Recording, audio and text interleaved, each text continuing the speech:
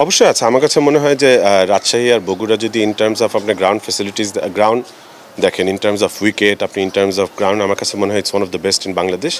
আমি মনে করি এই মাঠটাকে অনেক অবহেলার মধ্যে রাখা হয়েছিল। আমি মনে করি এখানকার উইকেট যেরকম করে আছে, এখানকার গ্রাউন্ডসম্যানরা গত 10, 15, 20 বছর ডিসপাইট নো ক্রিকেট ওরা যেভাবে করে মাঠটা মেনটেন করেছে, আমার কাছে মনে হয় যে এই প্রত্যেকটা গ্রাউন্ডসম্যানকে একটা স্পেশাল অ্যাওয়ার্ড দেওয়া উচিত for the effort they have given. Because যখন একটা মাঠে চলতি খেলা থাকতে হয় তখন এটার মেনটেন্যান্স এমনিতেই হয়।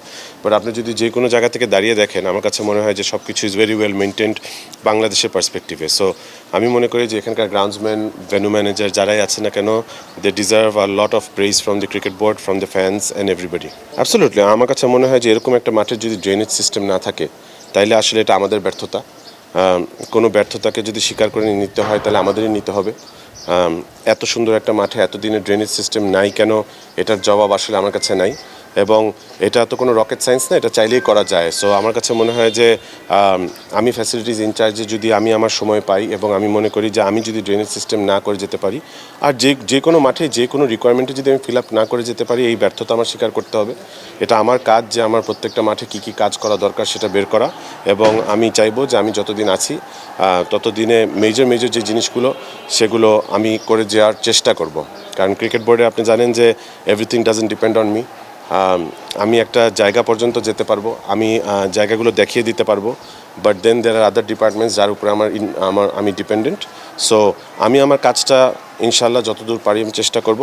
বাকিটুকু যদি আমাকে সবাই সহায়তা করে তাহলে এটা করা সম্ভব। দেখেন, অনেস্টলি বলি যে আমি এরকম করে কাজ করতে অভ্যস্ত না। সো এটা হয়তো বিসিবির বা একটা কালচারাল ওয়ার্ল্ডের হয়তো একটা সিস্টেম, যে আপনি অনেক প্রক্রিয়া, অনেক নিয়মকানুন মেনে হয়তো আপনার আগাতে হয়।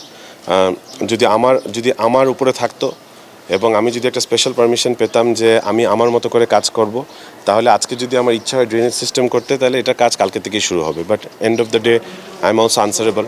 আমাদের এটা বাজেট করতে হয়, আমাদের এটা বোর্ড থেকে পাস করাতে হয়, and then you submit it to different places. যতক্ষণ পর্যন্ত ওনারা আমাকে এটা পাস না করে দিবে, ওনারা আমাকে ভেন্ডার না বের করে দিবে, ততক্ষণ পর্যন্ত আমি তাদের উপরে তাদের উপরে আমি ডিপেন্ডেন্ট।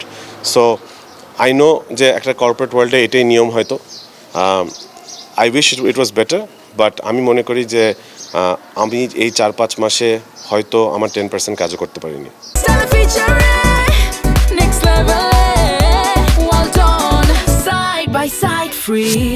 দেখেন, আমি যখন প্রথম বোর্ড ডিরেক্টর হয়ে গিয়েছিলাম, তখন the first thing I did was একটা শর্ট টার্ম প্ল্যান করা, একটা মিড টার্ম প্ল্যান করা, এবং যদি 4 বছর কাজ করতে পারি তাহলে সেটার একটা প্ল্যান করা। সো শর্ট টার্মের প্ল্যানের মধ্যেও আমাদের অনেকগুলো প্ল্যান ছিল। স্পেসিফিক্যালি স্পিকিং যদি বলেন, যে আপনারা সবাই শুনেছেন যে রংপুরে বড় একটা স্টেট অফ দ্য আর্ট ফ্যাসিলিটির একটা ক্রিকেট এরিনা বানানো, যেখানে আন্ডার 17-19 প্লেয়ারদেরকে গ্রুম আপ করানো হবে।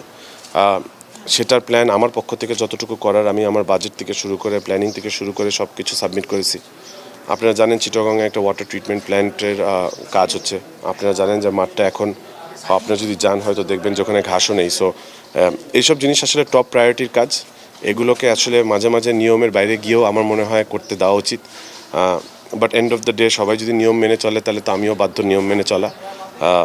বাট আপনি যদি আমার স্যাটিসফ্যাকশন বলেন, তাহলে আমার স্যাটিসফ্যাকশনটা নাই যে আমি আমার মনের মতো কাজ করতে পারিনি।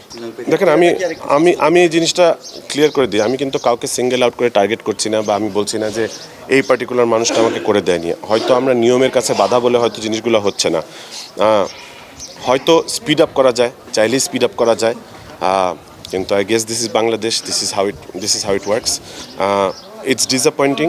আপনি বলছেন যে দুর্নীতির কথা, আসলে বাংলাদেশের কালচারে কাজ করা একটু ডিফিকাল্ট। বিকজ আপনি যদি একটা সিম্পল একটা কাজও করতে যান, তখন 10টার মধ্যে 9টা মানুষ প্রথমে চিন্তা করবে যে শানীন ভাই যে কাজটা করতেছে, এর থেকে উনি কত টাকা বানাচ্ছে। ইটস আনফর্চুনেট যে বাংলাদেশ ক্রিকেট বোর্ডের ডিরেক্টরদের উপরে এরকম অ্যালিগেশন আসাটাই স্বাভাবিক, আমি মানি, বিকজ আমাদের সাইকোলজিটাই এরকম।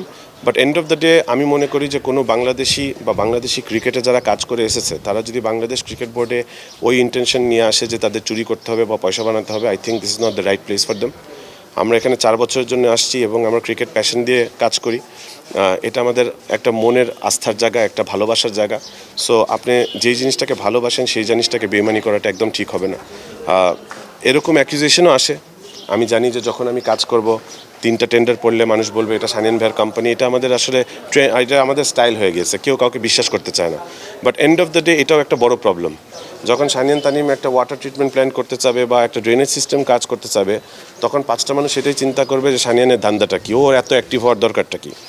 বাট সবার এটা রিয়েলাইজ করা উচিত, আমরা এখানে 4 বছরের জন্য আসছি, আমরা এখানে ইম্প্যাক্ট রাখতে আসছি। সো দ্যাট কালকে যদি সানিয়ান না থাকে, মানুষ বলতে পারবে যে আমি 4-5টা কাজ করে গিয়েছি। ওই কাজই আমার অ্যাসেট, ওই কাজই আপনাদের মনে রাখার জায়গা। ওই কাজ ছাড়া এখানে মিডিয়াতে এসে বড় বড় কথা বলা, আমি মিডিয়াতে আসলাম সবাই আমাকে চিনলো, এটা পরিচিতির জায়গা না, এটা কাজ করার জায়গা। আমি সবাইকে এক্সপেক্ট করব যে যারাই আসবে তারা কাজ করার জন্য আসবে।